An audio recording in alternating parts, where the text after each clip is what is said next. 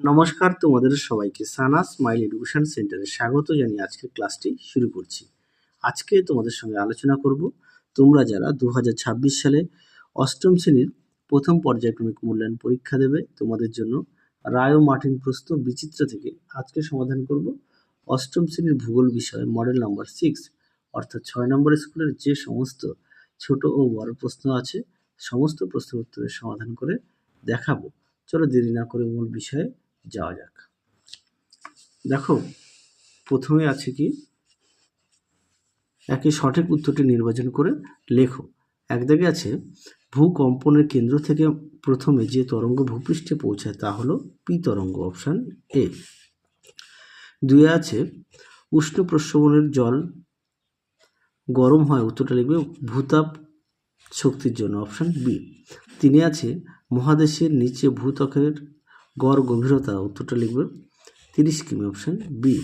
চারে আছে শিয়াল ও সীমাস্তরের মাঝে দেখা যায় যে বিযুক্তি রেখা তা হলো, উত্তরটা লিখবে কনরাড, অপশান ডি। পাঁচে দেখো ভূ অভ্যন্তরের গলিত সান্দ্র পদার্থকে বলে ম্যাগমা, অপশান বি। ছয়ে শিয়াল কোন শিলা দ্বারা গঠিত, উত্তরটা লিখবে গ্রানাইট, অপশান এ। পরবর্তী দেখো দুই দাগের একে আছে আমাদের প্রতিবেশী ভুটান দেশটিকে বজ্রপাতের দেশ বলে। দুই দাগে দেখো নেপালের রাজধানীর নাম নেপাইদাও, বক্তব্যটি সত্য। তিনে আছে পাকিস্তানের প্রধান নদীটির নাম লেখো, উত্তরটা লিখবে সিন্ধু। চারে আছে দারুচিনি দ্বীপ কোন দেশকে বলে, উত্তরটা লিখবে শ্রীলঙ্কাকে।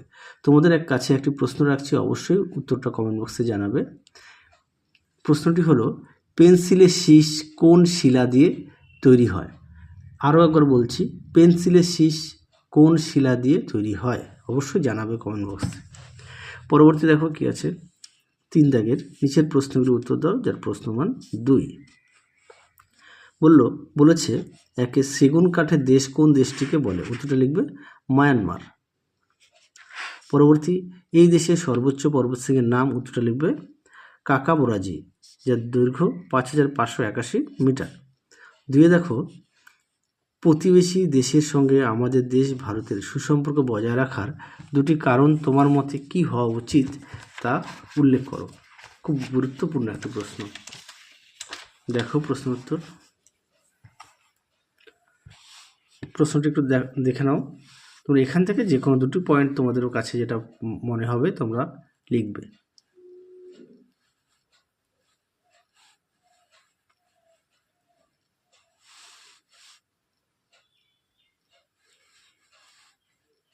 মোট 5টি পয়েন্ট দেখলাম, এখান থেকে তোমরা দুটো লিখবে। তিনে দেখো কি বলেছে, ভারত থেকে নেপালে যে দ্রব্য সামগ্রী রপ্তানি এবং ভারতের প্রয়োজনে নেপাল থেকে যেসব দ্রব্য সামগ্রী আমদানি করা হয় তাদের মধ্যে থেকে যে কোনো দুটি করে দ্রব্যর নাম লেখো। ভারত থেকে নেপাল, ভারত থেকে নেপাল, এটা পাঠ্য হইতে পেয়ে যাবে 77 পেজে। দেখো নেপাল প্রথমে রপ্তানি দ্রব্য দেবে পেট্রোপণ্য, গাড়ি যন্ত্রাংশ, তুলো, রাসায়নিক সার, পোশাক দেওয়া আছে। আর আমদানিটা দেখো কাঁচা পাট, তৈলবীজ, ডাল, চামড়া, কার্পেট। পেজ নম্বর হচ্ছে 77। পরবর্তী দেখো কি আছে, এবার দেখাবো 4 দাগের নিচের প্রশ্নগুলি উত্তর দাও যার প্রশ্ন মান 3। একে আছে নিরপেক্ষ পাত সীমানার দুটি বৈশিষ্ট্য উল্লেখ করো, এর একটি উদাহরণ দাও। দেখো প্রশ্নের উত্তরটি তোমাদের পাঠ্য বই থেকে দেখাই, তোমরা এখান থেকে পড়ে নিয়ে লিখবে। হ্যাঁ, নিরপেক্ষ পাত সীমানার বৈশিষ্ট্য এখান থেকে একটু তৈরি করে লিখবে। পরবর্তী দেখো কি আছে,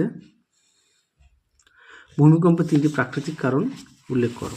দেখো প্রশ্নের উত্তর,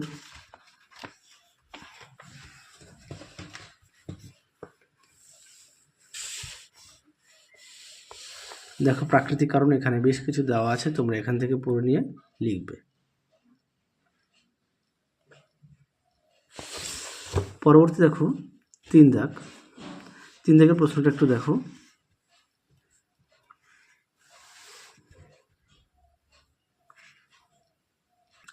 পরবর্তী ছিল ভূকম্পনের ফলে সৃষ্ট এস তরঙ্গের দুটি বৈশিষ্ট্য লেখো।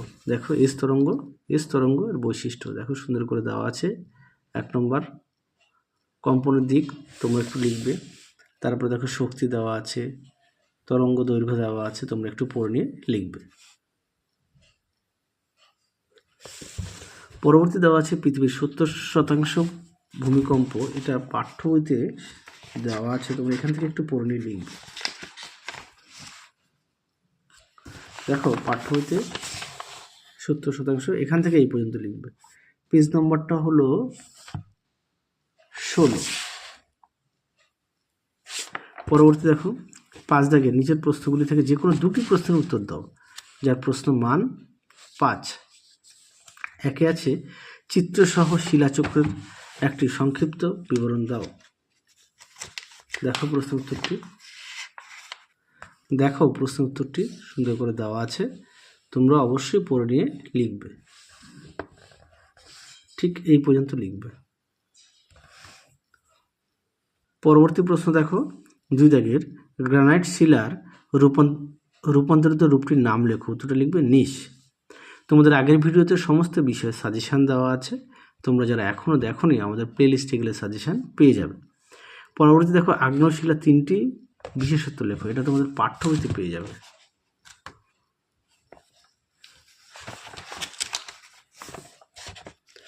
দেখো উত্তর।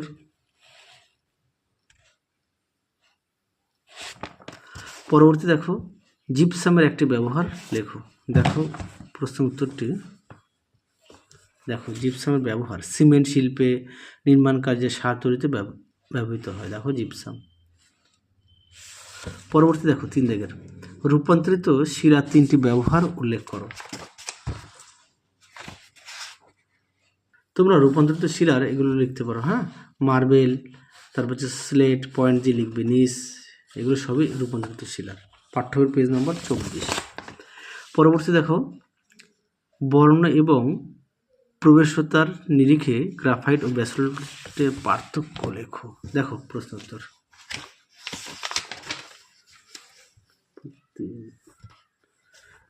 দেখো উত্তর, তোমরা অবশ্যই বিষয়টা উল্লেখ করবে, দেখে নাও, অবশ্যই বিষয় উল্লেখ করবে। তোমাদের আগের ভিডিওতে সমস্ত বিষয়ে সাজেশান দেওয়া আছে, তোমরা যারা এখনও দেখোনি আমাদের প্লেলিস্টে গেলে পেয়ে যাবে। এছাড়াও তোমরা সমস্ত বিষয়ে পাঠ্য বই খুঁটিয়ে পড়বে, পাঠ্য বইয়ের দিকে সবাই অবশ্যই গুরুত্ব দেবে। দেখে নাও, এটা খুবই গুরুত্বপূর্ণ একটি প্রশ্ন, পরীক্ষায় আসার চান্স অনেকটাই বেশি, তোমাদের সাজেশানও দেওয়া আছে, একটু দেখে নিও। তাহলে চলো আজকের মতো এখানেই সমাপ্ত করছি, আবার দেখা হবে খুব শীঘ্রই তোমাদের পরবর্তী ভিডিওতে। তোমরা সবাই সুস্থ থেকো, ভালো থেকো, আজকের মতো টাটা।